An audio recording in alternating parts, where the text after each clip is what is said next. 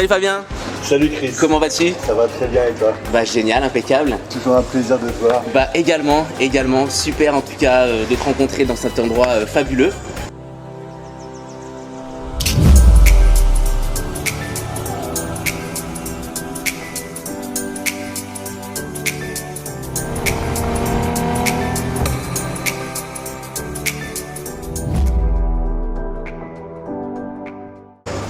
Avec un joli décor derrière. Qu'est-ce que t'en penses? Ouais, magnifique. C'est énorme. Donc moi je suis aux Anges. Nous nous trouvons donc actuellement sur Pattaya. Restons secrets sur le lieu. On est d'accord. Ce que je vais faire, c'est que je vais te passer directement le micro pour être sûr que le son soit correct pour nous deux. Alors, dans cette interview, en fait, ce que j'aimerais, c'est apprendre un petit peu à te connaître. Voilà, voir un petit peu ton parcours, quelles ont été donc tes réussites, tes échecs, comment tu as fait un petit peu pour en arriver là où tu en es donc aujourd'hui. Et j'aimerais aussi également que tu donnes quelques conseils pour toutes les personnes qui nous regardent et qui souhaitent se lancer. D'accord? Alors Fabien, je vais te laisser un petit peu te présenter, dire un petit peu par quoi tu as commencé et puis voilà, après on va enchaîner directement. C'est parti. Je te remercie Chris. Bon alors pour ceux qui ne me connaissent pas encore, Fabien, j'ai une chaîne YouTube, je pense que tu mettras les liens dans la description. Bien sûr. C'est grand classique. Bon voilà, j'ai démarré l'entrepreneuriat en 2005, j'avais entre 21 et 22 ans, j'étais encore étudiant. Et j'ai l'étiquette du gamin parti de rien et puis aussi de celui qui a fait son premier million avec les mini-motos. Ok. Donc business avec la Chine, j'ai fait venir mon premier conteneur. Je pense que ça, si vous allez sur YouTube, vous pourrez voir un peu l'historique de ce parcours. Je vais la faire simple, tout simplement. Ok, donc avant ça, déjà, tu as suivi donc un cursus scolaire un petit peu comme tout le monde, je suppose. Tu as été jusqu'à où et à quel moment en fait tu as commencé à te lancer dans l'entrepreneuriat? Alors cursus scolaire comme tout le monde, je pense que c'est pas vraiment le terme. Je dis toujours que on est plus ou moins influencé par les épreuves de la vie. Voilà, j'ai un parcours assez atypique. Je suis autodidacte. J'ai réalisé un cursus scolaire qui est plutôt simple. J'ai fait lycée professionnel, bac professionnel, et puis ensuite j'ai tenté une année de fac, et c'est durant cette année de fac que j'ai créé ma première entreprise. Mais l'esprit entrepreneur, je l'ai découvert à l'âge de 9-10 ans. Mes grands-parents étaient commerçants, c'est eux qui m'ont vraiment donné le goût du commerce, le goût de cette liberté, cette indépendance. Et j'ai tout de suite su que je voulais faire ce métier. Et on m'a mis l'étiquette d'entrepreneur, enfin du moins de businessman plus vulgairement, dès le collège, dès l'âge de 12-13 ans, où je faisais déjà des petits business tout simplement pour pas vivre convenablement, mais on fait partie, je fais partie de ces familles où il n'y avait que le papa, je vivais seul avec mon père, le père qui travaillait, donc on partait du principe où il ne fallait pas demander de l'argent à son père, donc on se débrouillait, on faisait des petits business, etc. Et c'est de là en fait qu'est né un peu l'esprit entrepreneur. D'accord. Alors 9-10 ans, ça me paraît quand même très très jeune, c'est vrai. L'étiquette de businessman, donc là ça veut dire que là tu es à l'école. D'accord. Tu as commencé donc à vendre quoi concrètement? Alors, en fait, à 9-10 ans, je me suis retrouvé. J'ai une enfance assez chaotique, si tu veux. J'ai vécu une partie avec ma mère, avec mon père. Ça c'est commun de beaucoup de monde. Mais j'ai découvert le commerce en fait à 9-10 ans avec mes grands-parents parce qu'ils avaient ils achetaient des commerces qui étaient en descente, ils remontaient le chiffre d'affaires qu'ils revendaient par la suite. Et en fait, j'ai travaillé dans l'épicerie, je tenais l'épicerie, j'allais faire les courses, alors je mettais en rayon, etc. avec mon grand-père, et c'est là vraiment que j'ai découvert le métier de commerçant, d'entrepreneur. Ma grand-mère m'expliquait la comptabilité, comment tenir le magasin, comment tenir la caisse, bref. En fait, j'avais une énergie j'avais déjà un plaisir pour ça, alors que déjà, le fait de me lever pour aller à l'école, ça posait déjà problème, tu vois. Mais travailler dans le commerce des grands-parents, alors là, j'y allais, fallait se lever à 6h, 7h, j'étais debout, j'adorais ça, quoi. Et par contre, 13-14 ans, en fait, je suis parti vivre. Je passais une bonne partie de mon enfance dans les tribunaux pour enfants. Et il y a 12 ans, en fait, j'ai décidé de partir vivre chez mon père. Et là, en fait, chez mon père, j'ai atterri dans une petite cité de province, un petit quartier de province, où voilà, j'ai découvert comment faire des petits business pour se faire un petit peu d'argent. Donc je commençais tout simplement, je suis arrivé, à l'époque c'était un peu l'arrivée du rap avec Première Classe, Secteur A, Doc Gynéco, Pastis, Tommy Bugsy. En fait il y avait un kiff sur les polos Lacoste et j'allais racheter les polos Lacoste des darons du quartier. On les nettoyait, on les repassait. En fait je vendais ces polos. Après c'était de l'occasion, mais c'était... Tu vois, ma définition d'entrepreneur, Chris, elle est simple. Un entrepreneur, c'est pas forcément quelqu'un qui va avoir une grosse entreprise, etc. Un entrepreneur, c'est tout simplement une personne qui décide de trouver un moyen pour faire de l'argent. D'accord. Voilà l'esprit entrepreneur, quoi. Et après, voilà, tu feras des millions si tu le mérites, tout simplement. Ok, super. Donc là, on arrive donc au collège, lycée. Tu es un peu celui à qui on demande dès qu'on a besoin de quelque chose, que ce soit sur des t-shirts Lacoste ou alors peut-être des bananes, des chaussures, ce genre de choses. On va dire que tu as un petit peu tous les filons. Tu as les contacts, le réseau. Je pense que c'est un petit peu ça aussi qui a fait que tu pouvais répondre donc à toutes les demandes, à tous les besoins. Et là, donc, tu t'es dit, voilà, j'aime ça. J'aime trouver, répondre aux besoins des clients, donc à ta petite échelle. Et tu as commencé à faire un petit peu d'argent. Très bien, donc tu continues ton cursus scolaire. Là on arrive donc à 15-17 ans. Qu'est-ce qui se passe à 15-17 ans du coup? Alors 15-17 ans, c'est l'âge le plus compliqué je pense pour un ado. C'est là où tu peux faire des erreurs, des bêtises. Je suis dans une optique, voilà, j'ai un but, c'est devenir cycliste professionnel. Donc je fais des business à côté, mais mon but il est simple, c'est réussir dans le sport, réussir dans ce que j'aime, quoi. Et à côté de ça, j'ai cette envie, voilà, de faire du business, faire de l'argent, et je commence tout simplement à prendre un peu des mauvais exemples, parce que voilà, tu grandis dans un cadre où les seuls exemples que tu as, c'est des personnes qui font du business qui est pas clean. J'ai pas été narcotrafiquant, j'ai pas fait ceci, cela. J'ai fait du business sans être déclaré, ça je le reconnais. J'ai fait des business qui n'étaient pas forcément un peu de contrefaçon, un peu de conneries comme ça. D'ailleurs des choses que je conseille pas du tout, parce que voilà, le risque c'est quand même d'un jour de payer beaucoup plus que ce que ça t'a rapporté. Et il y a un moment en fait, voilà, j'ai mon entourage, j'ai mes voisins, j'ai tout le monde qui me disent Fabien, voilà, t'es doué pour le business, t'es un démerdard comme on dit chez moi, et il faut que tu trouves un business clean, que tu te déclares, que tu sois voilà dans les règles. Mais le problème c'est que je trouvais pas de business. Quand je regardais un petit peu les charges qu'il y avait en face d'un business que tu crées, je me disais voilà, ça sert à rien, dans 1 an ou 2 ans je suis mort, quoi. Donc je cherchais.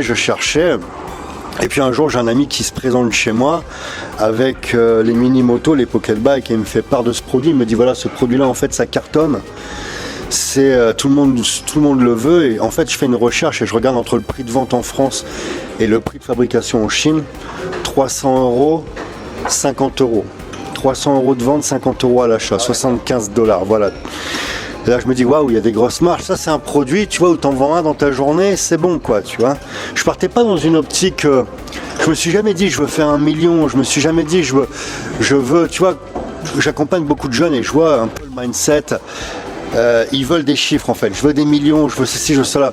Moi tout simplement en fait je voulais pas finir comme ce que je voyais autour de moi, je voulais pas faire les 3-8, finir à l'usine pour 1200 balles. En fait, c'était ça tout simplement. Et je me dis, voilà, une mini-moto, si j'en vends une dans ma journée, 50 € l'achat, 300 à la vente, j'enlève les taxes, etc. Peu importe, voilà, on va dire j'ai entre 150 et 200 € de bénéfices, quoi. C'est limite 3 jours de boulot pour un salarié lambda, quoi. Et moi, je suis libre. Je me dis ok, et l'importance, on en parlait tout à l'heure en prenant le café, de faire ce que tu aimes, tu vois. De pas te dire je veux faire de l'argent, je veux ceci, je veux cela, c'est de se dire je veux faire ce que j'aime.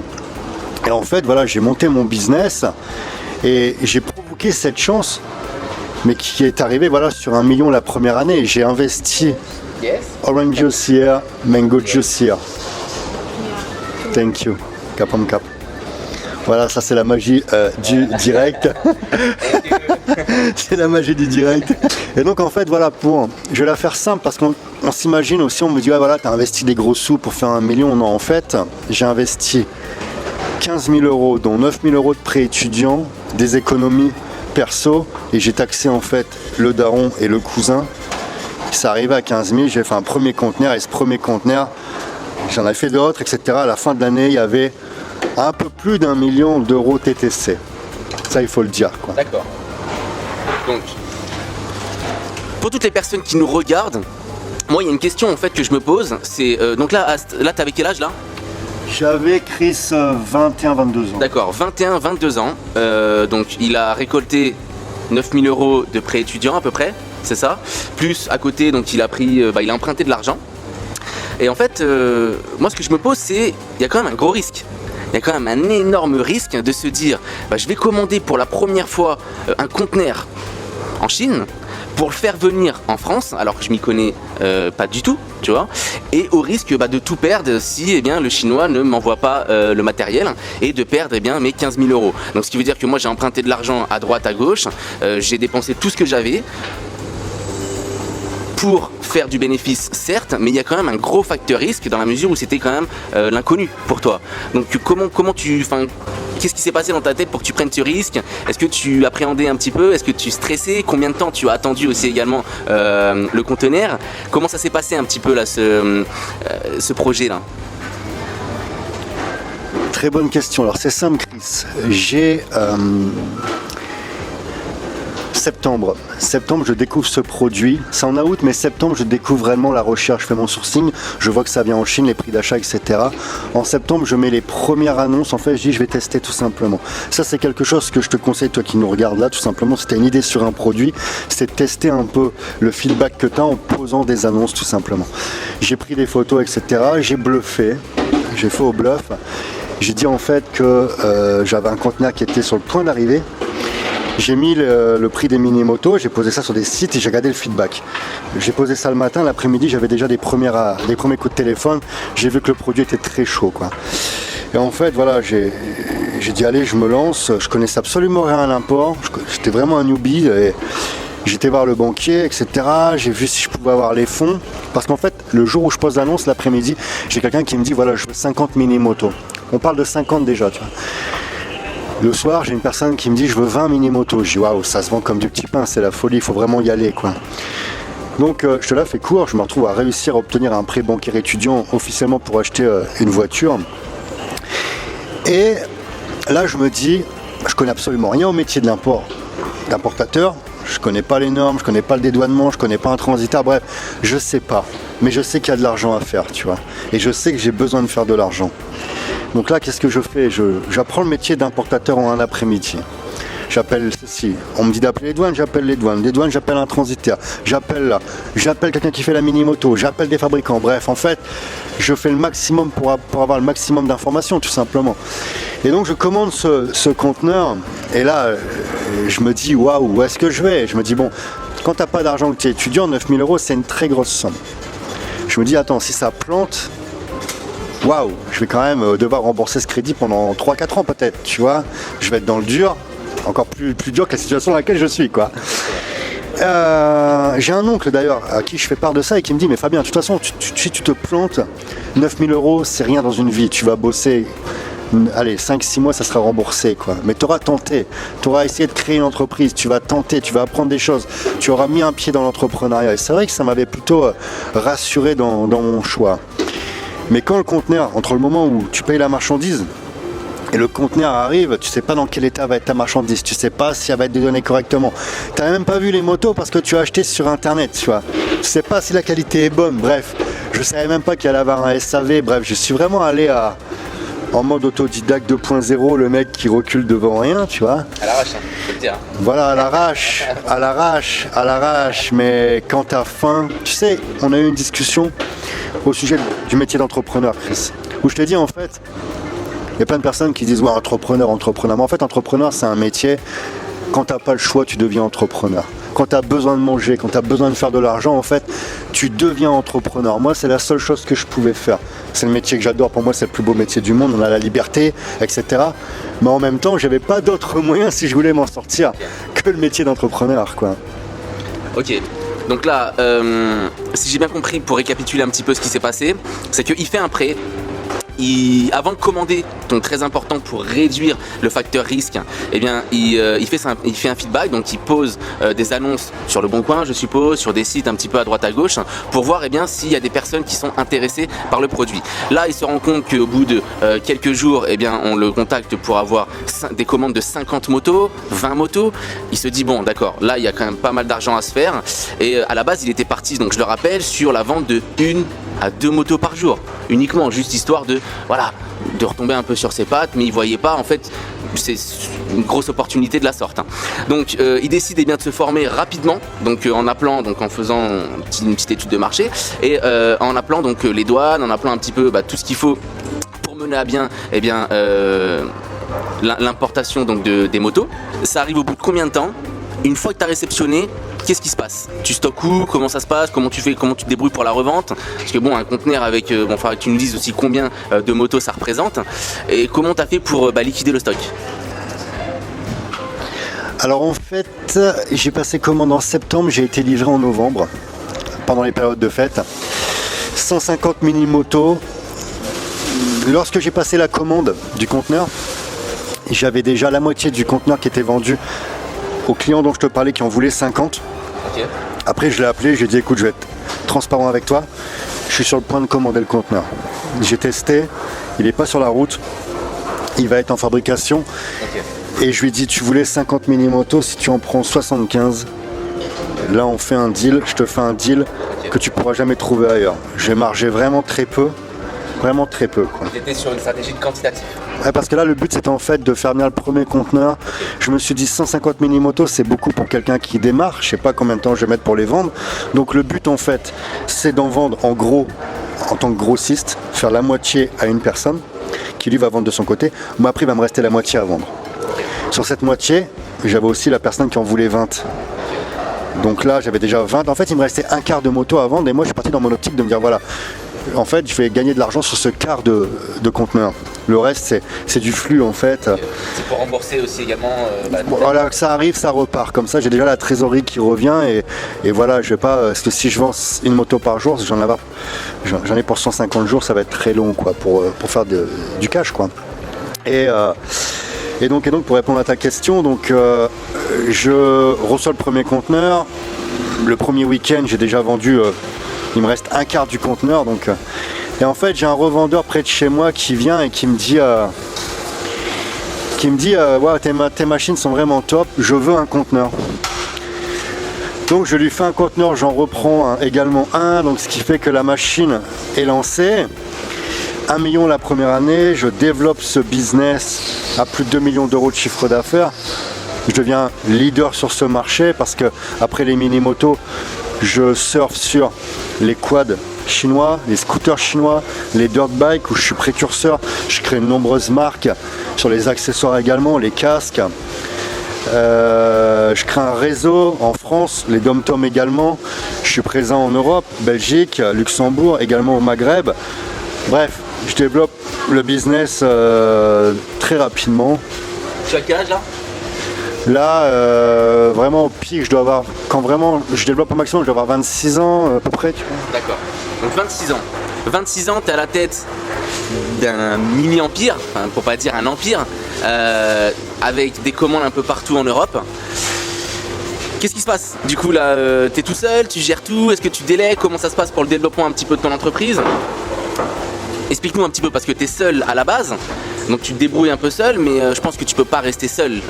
Quand tu arrives quand même à ce niveau-là, tu es obligé je pense de déléguer pour pouvoir scaler, voilà. Et parce que sinon tu travailles 12-14 heures par jour. C'était quoi un petit peu ton emploi du temps, ta gestion un petit peu là?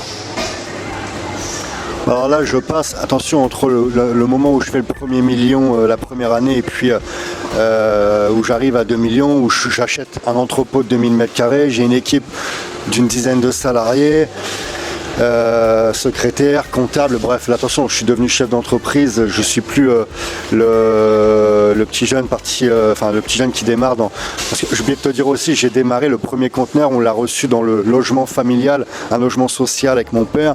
Le conteneur prenait absolument toute la maison, il nous restait juste la chambre pour dormir et la cuisine pour manger. Tu vois un peu un logement social, la dimension que ça fait, on a rempli de 2 motos le logement, tu vois. Mais après voilà, j'ai acheté l'entrepôt qui était... J'ai eu un circuit en fait, j'ai ouvert une première boutique de 12 mètres carrés, ensuite le plus grand magasin du centre-ville, ensuite j'ai acheté l'entrepôt qui est maintenant, je loue maintenant à un importateur de meubles. Et là, je suis passé lors de l'autodidacte, on va dire le bricoleur, le démerdard, au véritable chef d'entreprise avec également des consultants qui m'accompagnaient dans mon développement. Voilà, j'étais sur le chemin du développement, on visait 5 millions d'euros de chiffre d'affaires. Et une petite claque dans la gueule, des erreurs, je vais te repasser le micro, mais des erreurs que l'on fait beaucoup lorsque l'on est jeune, la grosse tête quoi. Ok, donc là tu es en pleine ascension, tu es au pic de ta réussite, tout marche bien, tout est cool. Bon, je pense qu'à 26 ans, quand on brasse plusieurs millions, quand on fait un chiffre d'affaires de plusieurs millions dans l'entreprise, qu'est-ce qui se passe dans sa tête? Est-ce qu'on a la grosse tête? Est-ce qu'on voit les choses différemment? Est-ce qu'on devient je veux pas être vulgaire, mais est-ce qu'on devient une grosse tête hautain qui regarde les gens un petit peu, voilà, allez, non, t'es pas à mon niveau. Qu'est-ce qui se passe un petit peu dans ton pic d'ascension? Alors, j'ai fait des erreurs. Je pense que j'ai eu un moment où la grosse tête, pas dans le fait de prendre les gens pour, quand tu dis hautain, c'est prendre les gens pour de la merde tout simplement. Ça jamais, j'ai toujours été au contact, j'ai gardé les mêmes potes, les mêmes ennemis, tout ça, etc. Ça, je suis fidèle à moi-même. Mais par contre, j'ai fait une grosse erreur et ça, c'est très important, Chris. J'ai oublié que la vie, elle était dure pour beaucoup. Et j'avais l'impression, en fait, pour moi, lorsque tu faisais du business, que tu étais pas bon, tout simplement que tu étais pas malin, que tu étais pas un démerdard, que tu es pas... En fait, j'avais la grosse tête et j'oubliais que la vie, elle était dure pour beaucoup de monde. L'argent était tellement facile, le business était tellement facile, honnêtement, que j'ai arrêté ma progression. Plutôt que de me développer, pas que développer seulement mon business, mais développer personnellement, mon développement personnel, j'ai complètement stoppé. J'ai commencé à investir dans ce qu'il fallait pas, à claquer du fric, à rouler en Porsche. Là, j'en avais largement les moyens, c'est pas ça la question. Mais c'est des choses dont j'avais pas forcément besoin. Et j'étais plus concentré sur le développement de mon business. Je partais un peu en vrille, quoi. Je faisais plus les choses sérieusement, quoi. Ok. Donc qu'est-ce qui se passe du coup? 26, 27 ans, tu te reposes un petit peu sur tes lauriers, t'es plus dans le développement, t'es plus dans automatiser un petit peu un business qui marche, plus ou moins tout seul. Quelles ont été les erreurs que tu as pu faire? Qu'est-ce qui s'est passé? Alors cette entreprise, elle a duré 9 mois. 9 ans, excuse-moi. Elle a duré 9 ans, pratiquement 10 ans. Donc je suis à peu près, j'arrive à 30 ans. Là j'ai un cycle, si tu veux, un cycle où tout me réussissait, le business était facile et j'arrive à un moment où là la roue tourne en fait. Il y a des cycles comme ça dans la vie où la roue tourne, les banques se retirent, les partenaires chinois se retirent également, bref ça devient très tendu. En fait en un an je perds 50% de mon chiffre d'affaires. Je passe de 2 millions de chiffres à 1 million et des poussières. Alors là, j'ai trop de frais, j'ai trop de charges, donc je commence à remettre des billes, etc. parce que je me dis, voilà, ça va repartir. Et en fait, je fais l'erreur de beaucoup, en fait, et l'erreur du départ, en fait, c'est aussi cette erreur qui, je pense, qui a fait que j'ai perdu cette boîte, que j'ai planté cette boîte. Malgré les bâtons dans les roues, les aléas, etc. Bien sûr qu'on m'a pas fait de cadeau, mais j'ai aussi ma part de responsabilité. J'ai laissé parler l'ego. Dans le business, il n'y a pas d'ego, si tu veux. Quand tu sens que le business devient compliqué ou ça va plus, en fait, tu arrêtes. Alors ok, il y a des tempêtes, ok, voilà, il faut insister, il faut forcer, mais il y a un moment où tu ne dois pas y laisser tes plumes juste pour tout simplement te te dire il faut que je garde la tête haute, il faut que je reste le meilleur, etc. C'est pas bon. J'ai fait cette erreur là. Donc ça devient compliqué, je perds cette entreprise. Heureusement, quand je sens que le business est en train de descendre, je crée un concept de fitness, une salle de musculation, boutique de nutrition, fitness, voilà, etc. Mais par contre, je suis sur un business où ça gagne pas d'argent, mais par contre, c'est super kiffant sur le côté humain. Et je vois en fait la boîte d'import qui commence à descendre. Et il y a un moment, voilà, je suis obligé de me rendre à l'évidence. On arrive au point le plus critique, celui qui fait vraiment le plus peur à un entrepreneur. C'est le tribunal de commerce, la liquidation judiciaire. Et je me mange également une interdiction de gérer pendant 5 ans, la totale, pour un entrepreneur, pour un mec qui sait faire que ça, et surtout pour quelqu'un qui a fait tout simplement le nécessaire pour sauver sa boîte. Mais tu sais, dans le business, quand tu es autodidacte, entrepreneur, à jeune parti de rien, tu te fais beaucoup de jaloux et beaucoup d'ennemis. Et quand tu poses un genou à terre, il y a des personnes qui vont tout faire pour que tu n'arrives pas à te relever, quoi. Mais choses qu'ils n'ont jamais réussi à faire. La preuve est encore, on est là, on est ici, quoi. Ok, donc là tu passes au tribunal de commerce, tu es en pleine liquidation judiciaire, là c'est la tourmente. Voilà, c'est le gros passage un peu noir. Tu perds tout ou pas? Comment ça se passe? Est-ce que tu perds tout? Non, je perds pas tout parce que j'ai une très bonne équipe on appelle ça les conseils, c'est-à-dire avocats, comptables, etc. Ça c'est super important dans le business d'être entouré de professionnels. J'aurais pu perdre beaucoup, bien sûr. Mais heureusement que les avocats étaient là pour faire le nécessaire. J'ai toujours mon immobilier, mes sociétés immobilières, etc. J'avais toujours ma salle de sport. Mais par contre, sur la partie import, voilà, j'ai perdu mon entreprise. J'avais à l'époque encore à peu près 700 000 euros de stock.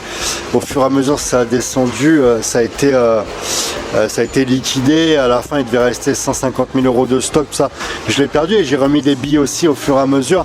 Mes économies perso, ils sont passés. Bref, j'avais plus de cash. Il me restait de l'immobilier, il me restait ma salle de sport. Donc officiellement, j'étais pas, on va dire, sur la paille, mais j'avais plus de cash, tu vois. Très compliqué, quoi, parce qu'en plus, je suis dans une activité où je bosse beaucoup, le fitness. J'ai une équipe de boxe également. Je fais des événements. Bon, c'est beaucoup de bénévolat aussi. Je passe en fait d'un côté pur business sans côté humain, un côté super humain avec peu de business, où il y a peu de bénéfices. Mais en fait, ça me remet les pieds sur terre. Je me rends compte qu'il y a des choses qui sont super importantes aussi, les gens que tu as autour de toi, les choses que tu aimes. C'est un côté noir comme tu dis parce que je pose un genou à terre et en fait j'ai ma fierté qui prend un coup parce que je passe du jeune qui cartonne où tout lui réussit au jeune en fait qui a quand même planté sa boîte et ça c'est quelque chose qui me reste encore, tu vois, je l'ai encore dans les tripes, tu vois. Mais ça a été ma plus belle expérience. J'ai toujours qu'il n'y a pas d'échec, c'est que des expériences. D'ailleurs, c'est une phrase que j'ai empruntée à l'immense Tony Robbins, mais là, c'est vraiment la preuve. C'est que des expériences en fait. Tu as un échec, ok, sur le plan, on va dire comptable, ça a été un échec. Pour certains, ça va même être une catastrophe si tu te places du côté des tribunaux, du tribunal de commerce. Mais ça a été une super expérience pour moi parce que je suis monté, je suis tombé, j'ai perdu beaucoup, mais j'ai prouvé aussi que même dans la tempête, en fait, on me mettra jamais à genoux, je me relèverai toujours et j'ai en fait compris réellement l'importance de mon mindset et j'ai également compris, voilà, qui j'étais, la force que j'avais en moi parce que monter un business, gagner de l'argent, tout le monde sait le faire. Perdre un business, tout le monde sait le faire aussi. Rebondir, après tout ça, on est vraiment peu. Là, c'est vraiment ceux qui ont vraiment la niaque, qui ont vraiment faim et qui ont un mindset, en béton, tout simplement, quoi. Okay. Et là, il y a un point crucial, un point indispensable pour tous les entrepreneurs, c'est la remise en question. Voilà ce qui s'est passé. J'avais fait d'ailleurs une vidéo là-dessus, à ce sujet. La remise en question pour un entrepreneur est indispensable. Et c'est ce qui s'est passé avec toi, donc Fabien. C'est que donc, tu as eu une grosse montée, une chute qui a été très rapide, je suppose, plus rapide que la montée. Ça, voilà. Là, tu as le genou à terre. Tu décides de faire quoi maintenant? Donc, je présume que les motos, bon, bah ça c'est fini, tu mets ça un petit peu à gauche. Tu décides de faire quoi pour remonter? Et dans quel état d'esprit tu étais? Tu te disais quoi en fait au juste? Est-ce que tu avais encore confiance en toi? Est-ce que tu avais encore confiance en tes capacités de businessman, d'entrepreneur? Qu'est-ce qui s'est passé et maintenant tu fais quoi concrètement? Alors, je vais t'avouer, et je te l'ai déjà avoué, j'ai eu un gros doute. Je suis arrivé à une période où quand j'avais le genou à terre, je me suis dit voilà, en fait, tout le monde dit que tu es un entrepreneur doué, etc. Et en fait, tu as eu un gros coup de cul sur les mini-motos. Tout le monde pense que voilà, tu as fait des millions, que tu es fort dans ce que tu fais, mais tu as juste eu un gros coup de chatte. Voilà quoi j'ai pensé à ce moment-là. Je me dis, j'ai planté mon business. Et à ce moment-là, je me dis, la chose la plus importante, c'est vraiment que les personnes qui me sont vraiment chères, c'est-à-dire mon père, ma soeur, ne perdent pas la confiance qu'ils ont en moi, tu vois. Et en fait, je traverse ces tempêtes, je dis rien, je garde ça pour moi, c'est très dur, mais mon père, un papa, une sœur, t'as pas besoin de leur parler, ils savent très bien ce que tu ressens, tu sais, on a le même sang. Et un jour, en fait, je dis voilà, bon, je vais arrêter de montrer que tout va bien, je vais arrêter de jouer le dur. Et je vais leur dire tout simplement. Je vois mon père et je lui dis écoute papa, c'est difficile, tu vois. Et il me dit bien sûr que c'est difficile, tu crois que je ne vois pas ce que tu traverses, tu crois que je vois pas sur ta tête depuis des mois et des mois. Et tu vois, j'avais peur en fait que mon père perde la confiance qu'il avait en moi parce que c'est quand même mon daron. Et il me dit je m'inquiète pas pour toi, tu vas rebondir. Là c'est un cycle. C'est un cycle, voilà, c'est compliqué, mais je m'inquiète vraiment pas pour toi, tu rebondiras toujours. Et à ce moment-là, je me dis, putain, mon père, il me voit vraiment comme quelqu'un, il a une image de moi, voilà, je suis son fils, voilà, on est tous pareils, nos enfants, c'est les plus beaux, les plus forts, etc. Et je me dis, bon, il se plante, quoi. Et je vois ma soeur quelques jours après, voilà, je lui dis, bon, je vais partir, je vais vendre certainement la salle de sport. Je sais pas ce que je vais faire, bref, je suis en train de je me dis ça devient compliqué, t'as vu en France, ils sont vraiment sur mon dos, ce liquidateur, etc. Je vais même pas en donner plus d'informations pour pas que ça me cause de soucis. Et ma soeur me dit mais Fabien, pars, c'est la meilleure chose que tu puisses faire. Et de toute façon je m'inquiète pas pour toi, tu t'en sortiras toujours, tu vois. Je me dis merde, c'est ma soeur aussi, elle me voit, tu vois. Et puis je me dis allez, les choses se font, etc. Je me dis allez, je vais vendre cette salle de sport parce qu'on quelqu'un qui vient qui me dit je veux acheter ta salle, donc je me dis là c'est le moment, t'as vu, j'ai envie, quelqu'un a envie de l'acheter, bref. Allez, je commence à me voir vendeur. Et en même temps je me dis tout ce parcours que j'ai eu en fait. J'ai des compétences dans l'import-export, j'ai eu du succès, j'ai fait une salle de sport, de la nutrition. J'ai quand même, tu vois, j'ai toujours motivé dans le sport, dans le business, j'ai toujours ce truc-là de pousser les gens. J'ai des compétences dans le business, je dis voilà, il y a plein de mecs qui font des trucs sur YouTube, etc., qui sont pas forcément, ils n'ont pas de background. Je dis voilà, je vais faire ça en fait, tu vois. Je vais parler de mon parcours parce que j'ai de la chance d'avoir fait des millions, d'avoir tout perdu.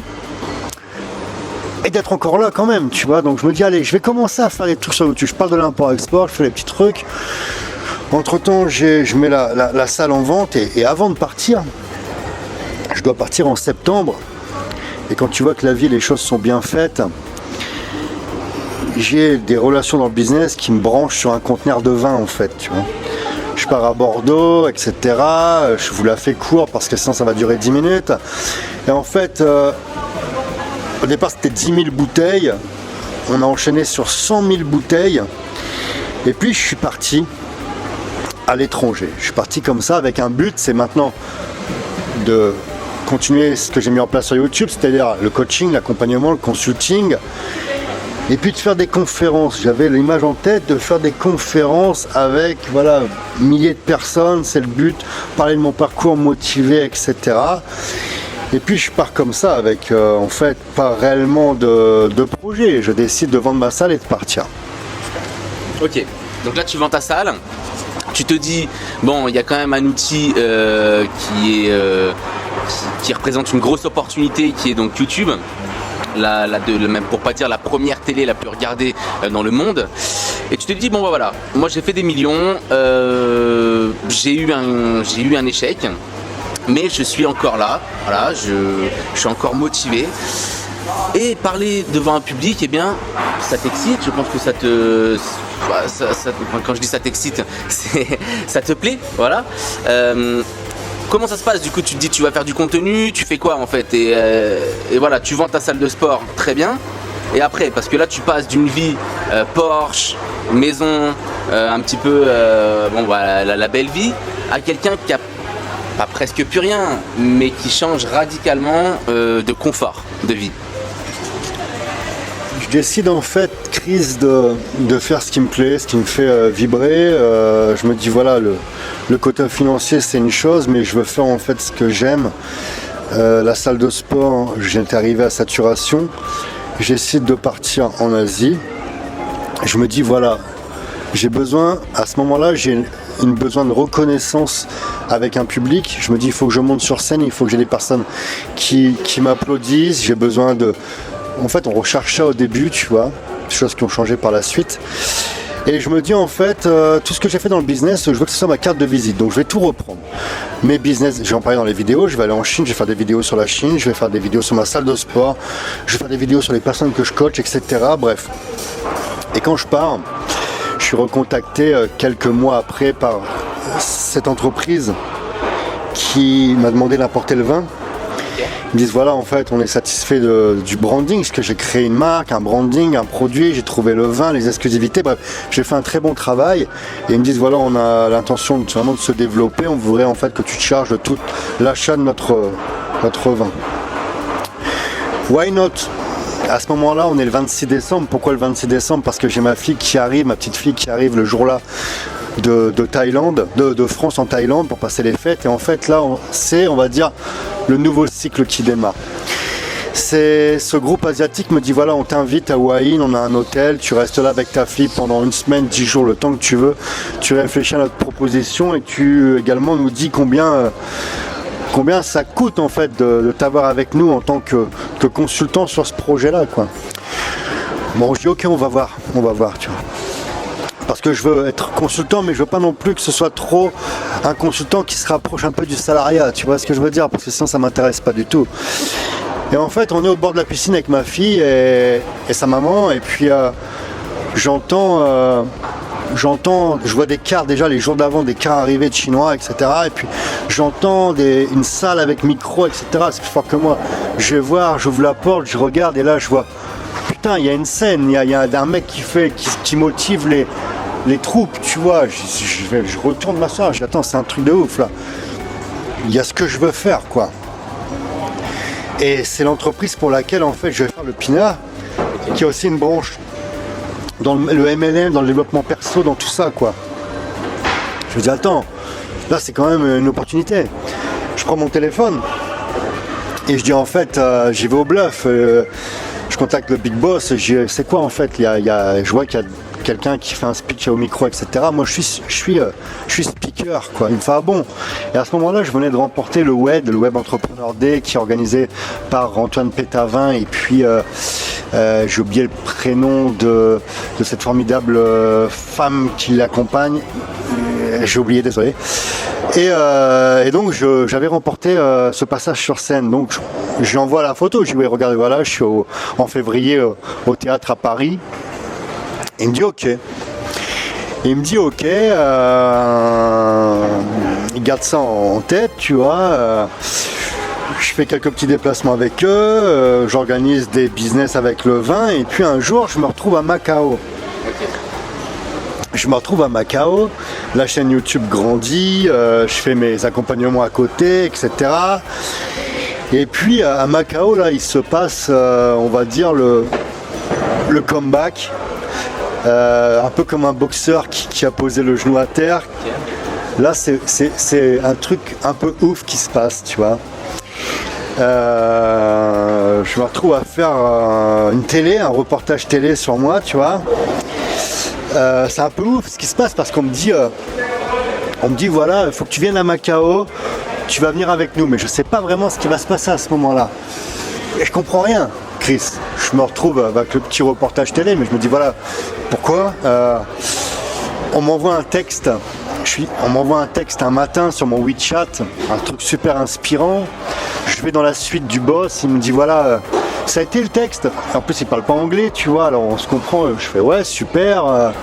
Dans la voiture, juste après le reportage de Télé Macao, j'ai le chauffeur qui me dit ça va aller sur scène. Alors là, je comprends rien, tu vois, j'y attends quoi sur scène?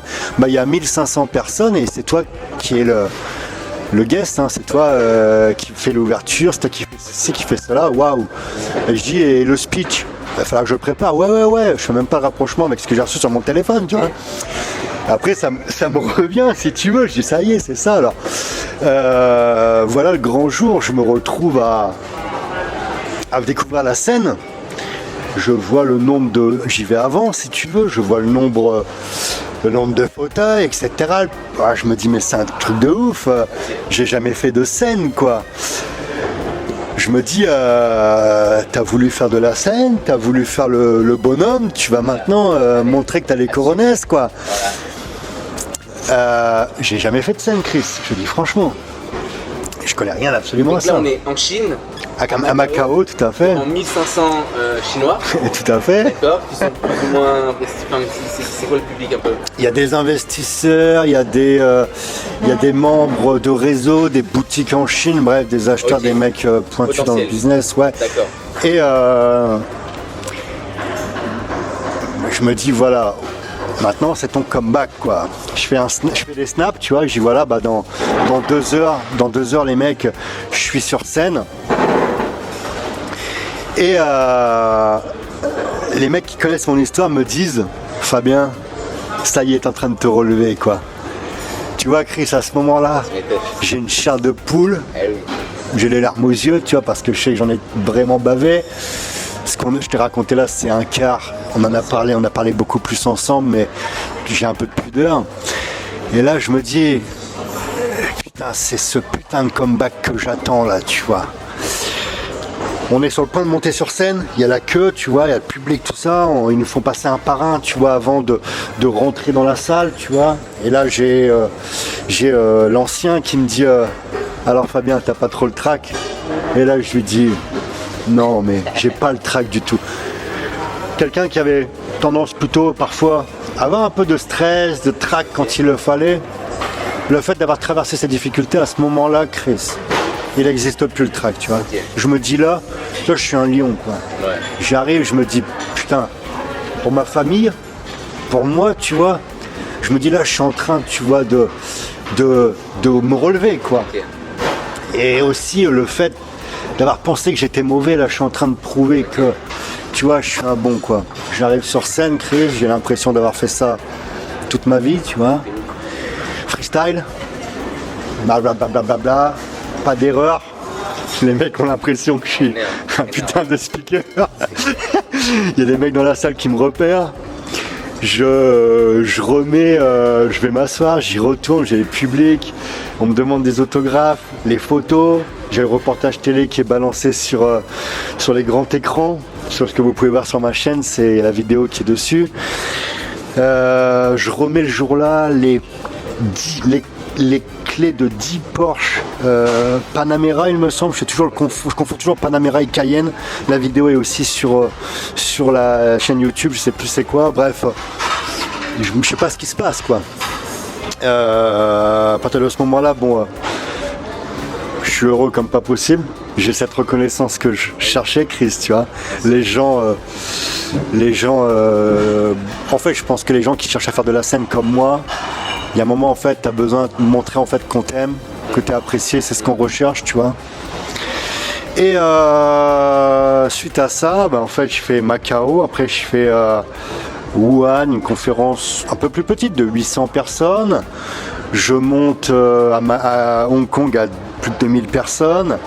Après, j'ai fait les Philippines, j'ai fait Bangkok, j'ai fait encore Macao, j'ai refait Hong Kong. Bref, je dois en oublier certainement. Milliers de personnes à chaque fois. Et je me rends compte ensuite également que c'est plus ce que je veux faire au niveau de la scène, tu vois, parce que je suis comblé. Ok.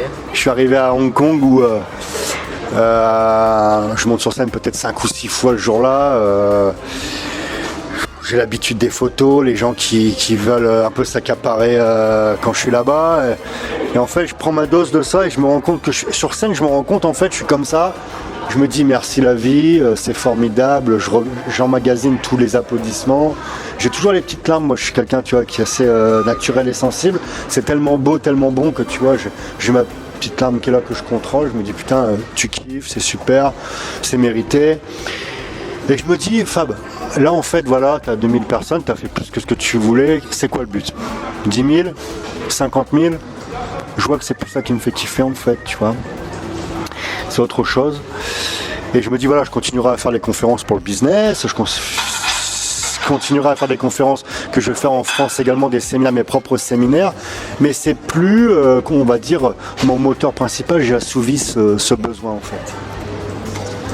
Très beau parcours, waouh. Je sais pas si... Ouais, c'est juste énorme. Enfin, moi j'entends ça, je me dis, ok, magnifique. Donc là, ok, tu fais de la scène devant plusieurs milliers de personnes, tu kiffes parce que bon bah c'est vrai que tu as ce sentiment aussi de gratitude quand tu es sur scène, ça doit être juste énorme, tu donnes énormément de valeur forcément, tu te fais repérer, donc ça t'ouvre des portes sur de nouveaux horizons, sur de nouveaux types de business. Faut savoir que les conférences donc en Chine, c'était en français, hein. Donc quand tu es monté sur scène, tu parlais en La première était en français, okay. Parce que c'était en rapport avec un produit français, le vin ou okay. Mais là après on est passé sur de l'anglais bien sûr. Ok, d'accord. Donc pareil, tu parlais pas anglais Je parle anglais, bon. J'ai pas un anglais, de toute façon dans le business, t'as pas besoin d'avoir un anglais, on n'est pas professeur, etc. Je sais parler un anglais business, je suis loin d'avoir un anglais américain, etc. Mais par contre, voilà, quand j'ai le texte, je le travaille, je fais vraiment attention aux prononciations, à l'accent, etc. Tu vois. Ok, bon quand même, au moins ça. T'es quand même sur scène devant 1000 personnes, faut quand même moins réviser un texte quoi. C'est la poésie de l'école. Ok, donc là, bim, tu te dis, bon bah voilà, c'est bien les conférences, mais maintenant, bah toujours pareil, petite remise en question, qu'est-ce que je fais à cette époque-là, tu gagnais combien là? Est-ce qu'on peut parler un peu de chiffres quand tu montais sur scène? Avec les business de vin et tout ça hein. On parlera pas de chiffres tout simplement parce que fiscalement parlant, je suis très suivi. D'accord. Très suivi, tu vois. Donc, à côté de business de moto par exemple. Pour te donner une idée, c'est simple, on va être large. Une conférence, c'est entre 2000 et 6000 euros. D'accord. C'est ce que je facture en conférence pour une prestation. Mais très large. Et puis voilà, encore une fois, il n'y aura pas de montant de 10. À ce moment-là, pour le vin, il faut savoir aussi que sur une année, j'ai réussi à réaliser plus d'1 million de bouteilles sur la Chine, ce qui est énorme pour quelqu'un qui n'est pas de ce milieu-là. Okay. Parce qu'encore une fois, ça, il faut vraiment... C'est important de le comprendre, Chris. On est dans un système où à l'école, on t'apprend, on te dit que voilà, si tu veux faire quelque chose, il faut que tu sois professionnalisé. Je me rappelle avoir été voir à l'époque un de mes avocats pour me faire un contrat en rapport avec ce business de vin pour pas me faire entuber. La première chose qu'il m'a dit, le business de vin est très réglementé, vous devez être négociant en vin, etc. J'ai dit non, on ne doit pas être négociant en vin. Moi, je fais du business avec la Chine, c'est pas les lois françaises, j'achète, je vends, il n'y a pas que ça d'être négociant, quoi. Les mecs aussi m'ont bien sûr attendu au tournant. Ah, il se lance dans le vin, il connaît rien dans le pinard, etc. Ouais, c'est vrai, je buvais pas un verre de vin, mais comme les mini-motos, quand j'ai lancé mon premier business, dans un an il est planté, il connaît rien au business, il connaît rien à l'import-export, il connaît rien en moto. Non mais, t'as pas besoin d'être professionnel pour démarrer quelque chose. Tu passes à l'action et ensuite tu te professionnalises. Beaucoup de gens font l'inverse et en fait ils font jamais rien. Vous avez compris ça? Tu passes à l'action et après on se professionnalise, on se forme. Exactement. Est-ce que tu veux le dire peut-être au micro, c'est important? Ah, ouais, je pense qu'on a entendu. En gros, voilà, pour appuyer vraiment sur ce conseil qui est, selon moi, très précieux, on passe à l'action et après, on se professionnalise, on se forme. Voilà, beaucoup de personnes en fait appréhendent en fait le fait de se lancer dans l'entrepreneuriat, essaient de théoriser. Bon, c'est un petit peu ce qu'on apprend aussi à l'école, c'est-à-dire que avant même de lancer un business, on va d'abord peut-être s'occuper du côté légal, donc monter un extrait de cabis, aller voir un comptable, faire un prévisionnel, ouverture de banque, etc. Études de marché, patati patata. Ok, moi aujourd'hui, tout comme toi, je pense. On a toujours, je pense, lancé d'abord le business. Enfin, on est d'abord passé à l'action et après on professionnalise, après on se forme pour ficeler et réduire le facteur risque. C'est un petit peu ça, on est d'accord. Ok. Donc là, si j'ai bien compris, tu es dans les conférences, toujours dans le business de vin. Aujourd'hui, tu fais quoi concrètement sur ta chaîne? Qu'est-ce que tu apprends? Est-ce que tu es encore dans l'import-export? Est-ce que tu donnes des conseils? Enfin, quelles sont un petit peu tes compétences premières aujourd'hui? Il y a énormément de personnes qui te suivent. Moi, j'ai rencontré une dizaine de personnes qui m'ont parlé de toi en bien, aussi bien sur la partie business que sur la partie mindset, très important, parce que vous l'aurez compris, Fabien est un entrepreneur un peu, voilà, un entrepreneur né, on va dire, où il a démarré très jeune. Il a eu un gros succès, mais aussi une grosse claque. Donc je pense qu'il est bien placé pour parler de mindset, donc d'état d'esprit pour ceux qui ne comprennent pas. L'état d'esprit, ça représente 90 voire 95% du succès d'un entrepreneur, je suppose. Et seulement donc une infime partie va être les actions qu'on va mettre en place et les stratégies qu'on va pouvoir mettre en place. Donc aujourd'hui concrètement, qu'est-ce que tu fais ? Alors aujourd'hui, qu'est-ce que je fais? Je suis toujours dans l'import-export. Je fais beaucoup de conteneurs, mais qui ne sont pas pour moi. J'interviens en tant que consultant, en tant que, on va dire, trader. On appelle ça aussi dans l'import-export, en fait, le trading. Le trading, c'est quand tu achètes de la marchandise, tu vends de la marchandise, mais tu n'es pas le fabricant, en fait. Tu sources, en fait. Dans le sourcing, sourceur, quoi. Je m'occupe, voilà, d'entreprises qui ont envie d'importer, d'entrepreneurs qui ont envie de se lancer dans l'import-export. Je fais aussi une partie, comme tu l'as dit, mindset qui est très importante chez moi. Ça, je tiens ça de mon parcours de sportif. Et je mets également en place, c'est tout récent, j'ai fait le premier stage d'immersion en Chine, où là, en fait, je prends un groupe de 10, voire maximum 15 entrepreneurs qui me suivent pendant une semaine en Chine, où je leur fais visiter la foire de Canton, les marchés, fabricants, je leur apprends l'import-export. Et puis voilà, quoi, je suis toujours dans le business. Bien sûr que moi, personnellement, j'aimerais reprendre en tant que perso, tu vois, l'import-export. J'adore le mobilier, les meubles, etc. Mais je suis plus assez présent en France, je suis beaucoup en Asie maintenant. Donc je me concentre aussi sur voilà, ce que je peux faire, c'est-à-dire accompagner les entrepreneurs principalement, quoi. Ok, super. Donc là, consultant, très bien. Tu as aussi également une formation dans l'import-export. Pour toutes les personnes qui désirent se lancer dans l'import-export, c'est ce monsieur qu'il faut aller voir. Je pense qu'il a assez de connaissances à ce sujet. Il vit donc en Asie, il tourne un petit peu partout. Moi je suis très content de te rencontrer, quelqu'un vraiment de très grande valeur, très humble, voilà, c'est pas vraiment une personne qui se tape la grosse tête, mais il va vraiment délivrer énormément de valeur quand on discute avec lui. Donc je vous invite vraiment à regarder juste en dessous sa chaîne. Excellent, vraiment excellent. On a décidé donc de faire l'interview dans ce décor. Je vais quand même expliquer pourquoi. Parce que le requin, en fait, c'est un animal qui est calme. On a l'impression qu'il c'est un animal quand même qui est calme. Voilà, il tourne, comme on peut le voir. Bon, un petit peu comme Fabien. Fabien, c'est vrai quand on le voit, voilà, c'est quelqu'un de très calme, charismatique, posé, même dans sa façon de parler. Et va être vraiment, voilà, très posé, tranquillou.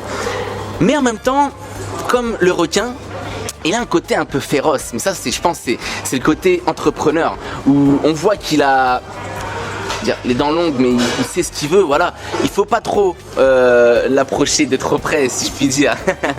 Mais on va dire que voilà, très gentil comme le requin, mais voilà, qui est féroce dans les affaires et qui sait exactement où aller et comment il faut y aller.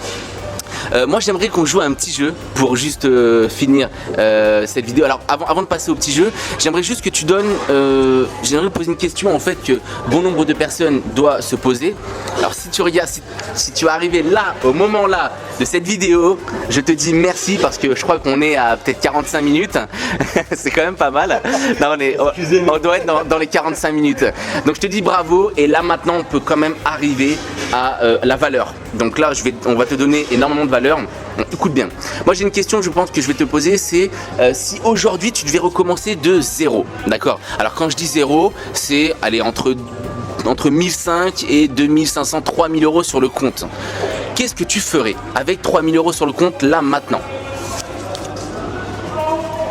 Très bonne question, mon ami Chris. Alors, si j'avais 2500 à 3000 euros, c'est ça, hein? C'est ça.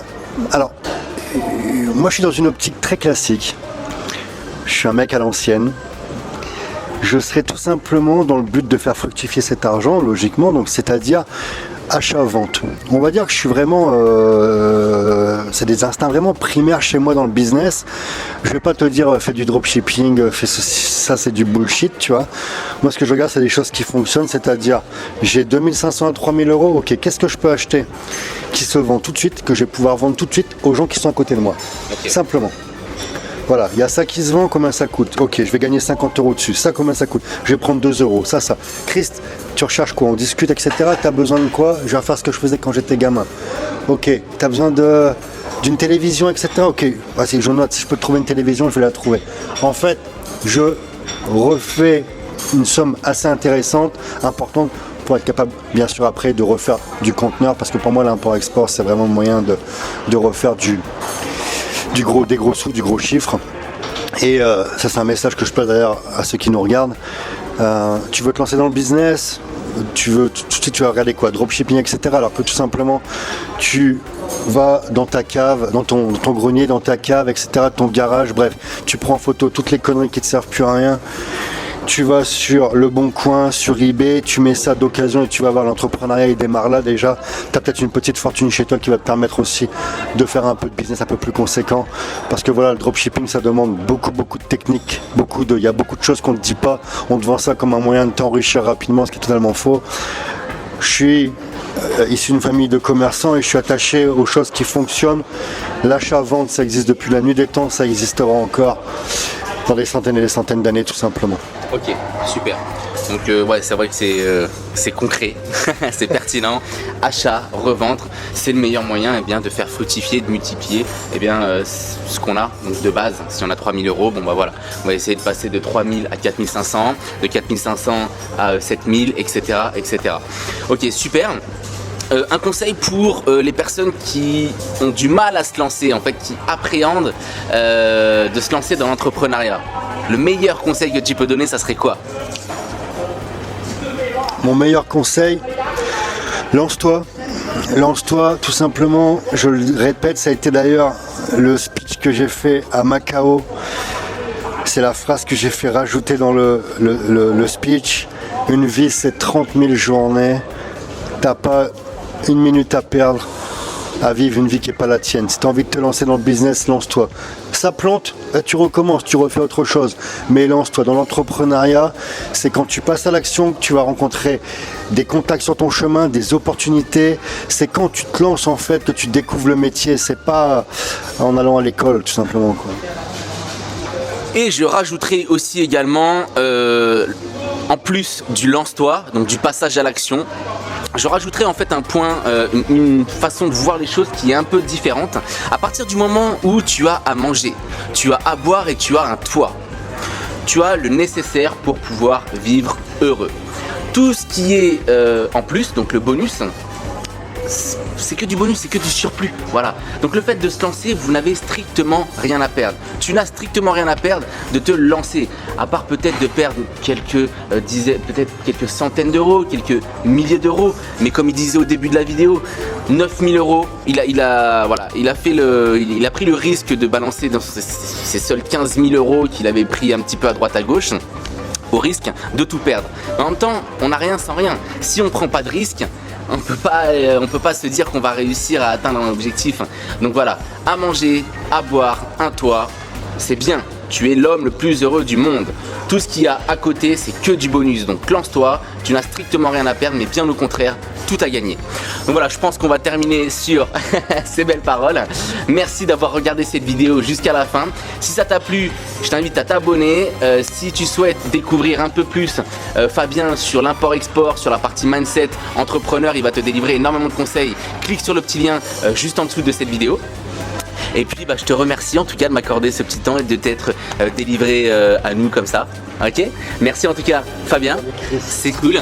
T'as peut-être un dernier petit mot à la fin? Ouais, je vais terminer par un petit mot très court, enfin une petite phrase très courte. Voilà, le business, l'entrepreneuriat, c'est un jeu.